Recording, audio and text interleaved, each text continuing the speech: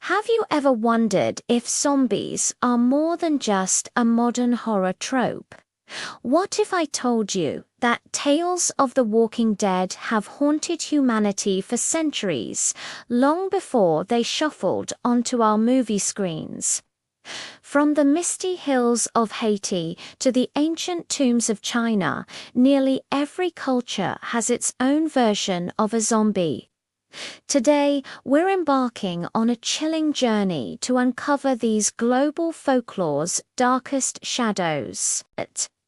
Forget what you think you know about zombies. The real stories are far more terrifying. Let's start in Haiti, the birthplace of the modern zombie as we know it. Here, the zombie, or zombie, isn't a brain-eating monster, but a soulless body reanimated by a sorcerer known as a boka. According to Vodou tradition, a boka can use powerful toxins and dark rituals to induce a death-like state in a victim. After the burial, the boka returns to the grave, digs up the body, and enslaves the person whose soul, or T-bon ange, has been captured. These zombies are not aggressive. They are tragic figures trapped in a mindless existence, forced to work on plantations or as servants.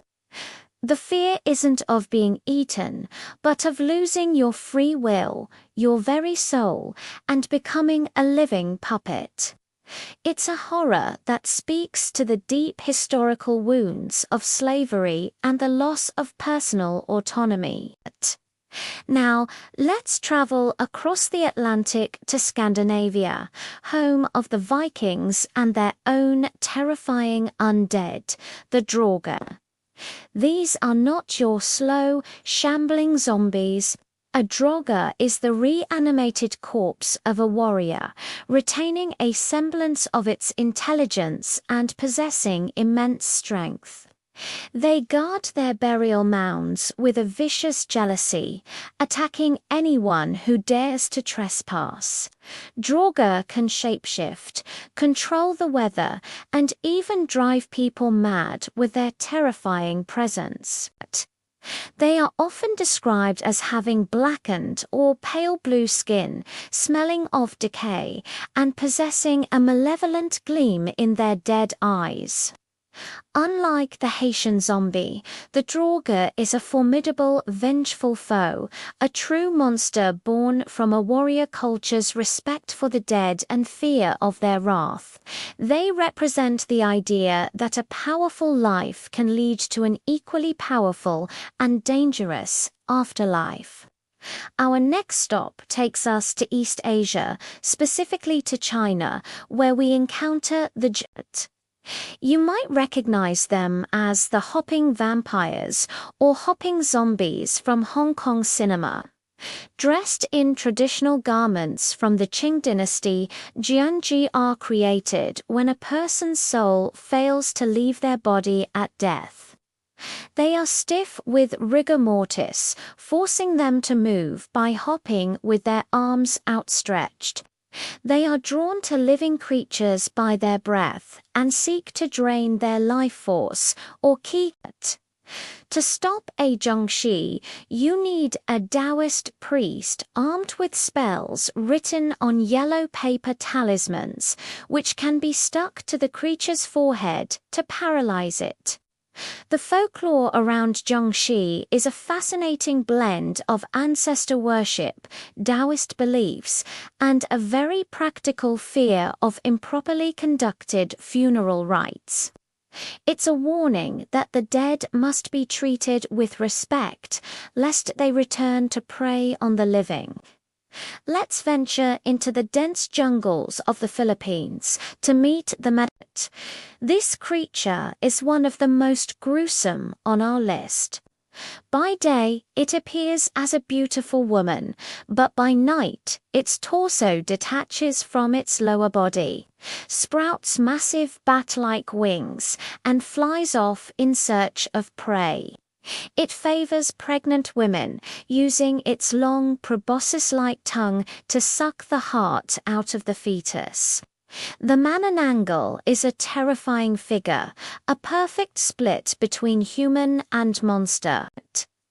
To defeat it, one must find its abandoned lower half and sprinkle it with salt, garlic, or ash, preventing the top half from reattaching. When the sun rises, the severed creature is destroyed. This legend taps into primal fears surrounding childbirth, betrayal, and the hidden monstrosity that can lurk beneath a beautiful exterior. Heading south to the vast landscapes of Australia, we find a story from Aboriginal folklore, the Yara-Ma-Yha-Who.